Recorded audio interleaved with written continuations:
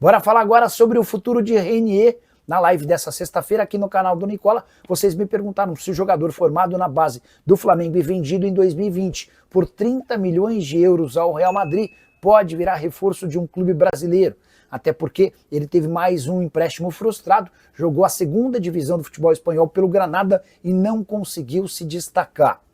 O Renier está entrando no último ano de contrato com o Real Madrid e, ao que tudo indica, também não será aproveitado no Real. Mas a chance de ele voltar ao Brasil nesse momento está praticamente descartada.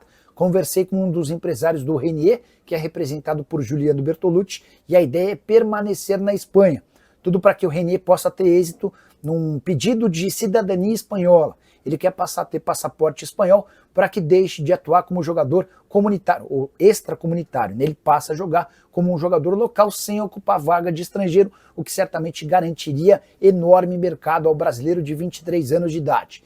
Se o Renier não estiver na próxima temporada na Espanha, dificilmente ele vai ter êxito nesse pedido da cidadania espanhola. Então, até por isso, a tendência é que o Renier recuse eventuais propostas do futebol brasileiro para continuar insistindo na sua aventura no futebol europeu. Atleta que pelo Granada, na segunda divisão da Espanha, fez 25 jogos com 1 gol e 4 assistências, 15 partidas como titular, 10 como reserva. O Granada já disse que não tem a intenção da sua permanência. Antes de passar pelo Granada, ele chegou a atuar pelo Borussia Dortmund, também sem destaque, pelo Girona e pelo Frosinone, além de passar pelo Real Madrid Castilha, que equivale ao time B do Real Madrid. Só para completar, é importante lembrar que esse jogador havia surgido deixando excelente impressão no Flamengo e nas seleções brasileiras de base. Deixa eu passar aqui a agenda do time de base do Cruzeiro, ou dos times, porque hoje, atenção aí o pessoal de Crucilândia, hein? Estádio Municipal Bezerrão, agora bem cedo, o Cruzeiro joga contra o 15 de novembro, é a 5ª rodada do Campeonato Mineiro Sub-20, entrada gratuita, hein? Quem puder comparecer, importante, nesse jogo do time Sub-20 para ver aí alguns crias da Toca em ação, a garotada que está muito bem na competição e está buscando vaga para a próxima fase do Campeonato Brasileiro Sub-20. E quem estiver por BH, Nova Lima, hoje tem jogo do time feminino, hein? O Cruzeiro contra o Sport às 3 da tarde no estádio Castor Cifuentes, o Alçapão do Bonfim em Nova Lima. O time do Cruzeiro já garantiu a primeira colocação no Campeonato Brasileiro Feminino A1, mas vai em busca aí de números ainda melhores nesta primeira fase da competição e jogo para o técnico Jonas Urias dar mais chance aí para algumas jogadoras que vêm atuando pouco na temporada, dar uma rodada no elenco e também pensando na última rodada da fase que é contra a equipe do Corinthians e o Cruzeiro com jogador aí com 2 cartões amarelos, então tem que trabalhar bem essa questão porque os cartões não serão zerados para a próxima fase do Campeonato Brasileiro Feminino A1. No profissional, segundo dia de férias para os jogadores, mas de trabalho para a diretoria. Ontem a gente trouxe a informação sobre o que o Cruzeiro pretende fazer de movimento nesta janela, jogadores mais jovens, de potencial. O Cruzeiro que conversou com alguns já desde alguns dias, mas não conseguiu ainda ter um avanço, mas trabalha muito firme para que essas contratações estejam na toca. A ideia é quando o futebol for retomado, porque o Cruzeiro sabe que precisa de reforços pontuais, de preencher algumas carências no elenco. É o desejo do técnico Leonardo Jardim principalmente. Tudo que a gente já falou sobre um zagueiro canhoto, sobre um jogador de beirada, essas 2 posições são primordiais para se reforçar nessa janela e o Cruzeiro devendo fazer aí 3, 4 contratações no máximo para dar essa encorpada no elenco e também alguns jogadores podendo deixar o clube, como o zagueiro Gamarra, como o atacante Lautaro Dias. O Lautaro aí precisa de chegar uma proposta melhor. Até agora, muita sondagem, nada que tenha avançado nos últimos dias. Tá falado, pessoal? Ô Emerson Pansieri, vamos com mais informações do Cruzeiro no Rádio Esportes, Pansi. Sim, Thiago, agora eu vou me dedicar a falar sobre zagueiros do Cruzeiro. E vou começar com o Pedrão que está emprestado ao Avaí. E aí, conversando com algumas pessoas do time catarinense também, e óbvio, ele é um atleta do Cruzeiro que foi repassado para a equipe catarinense. Tá chegando alguma coisa de fora. Ainda não chegou uma proposta robusta que o Cruzeiro aceitasse.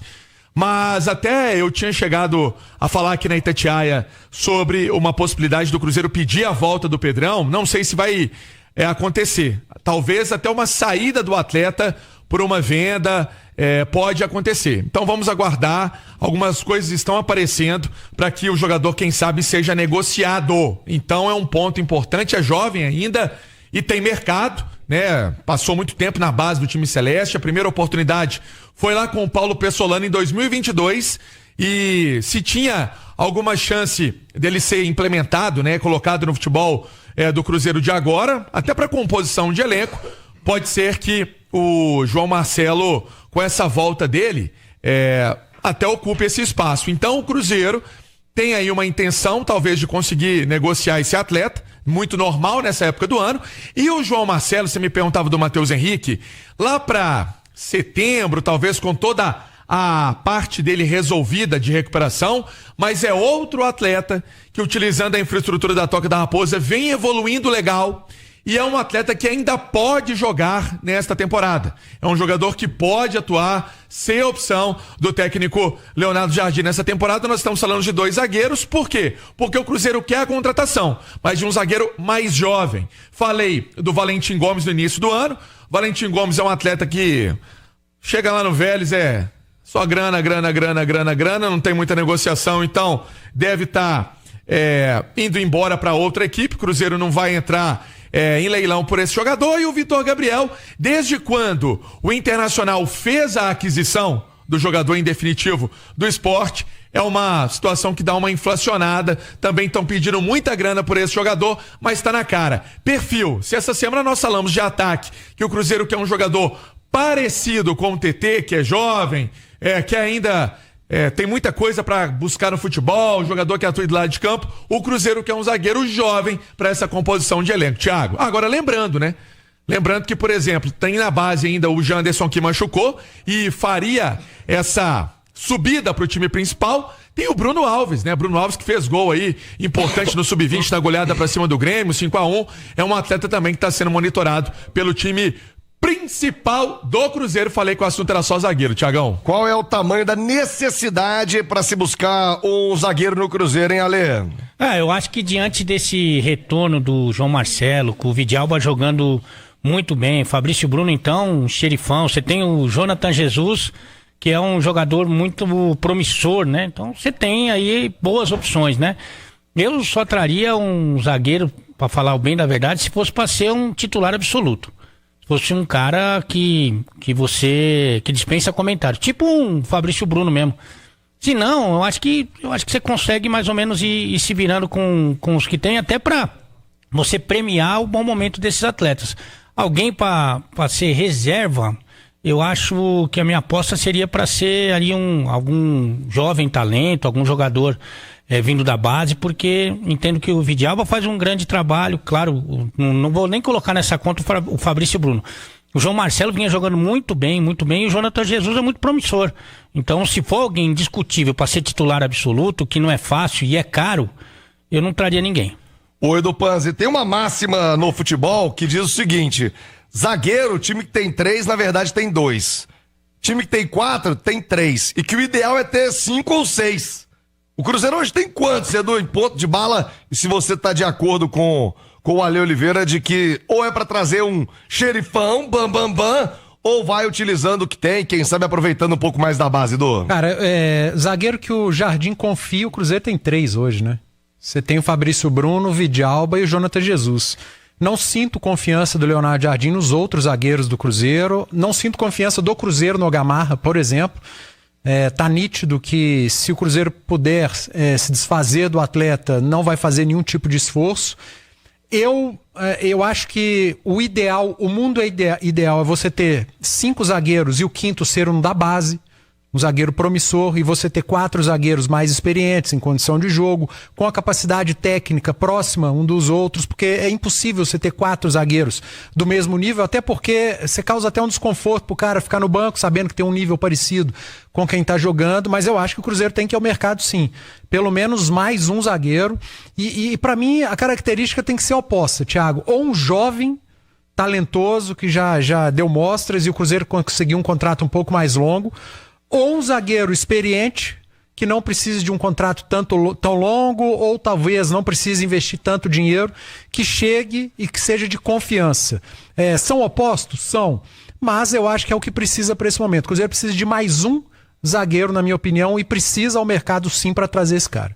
Fala pessoal, estamos aí com atualizações importantes do Cruzeiro.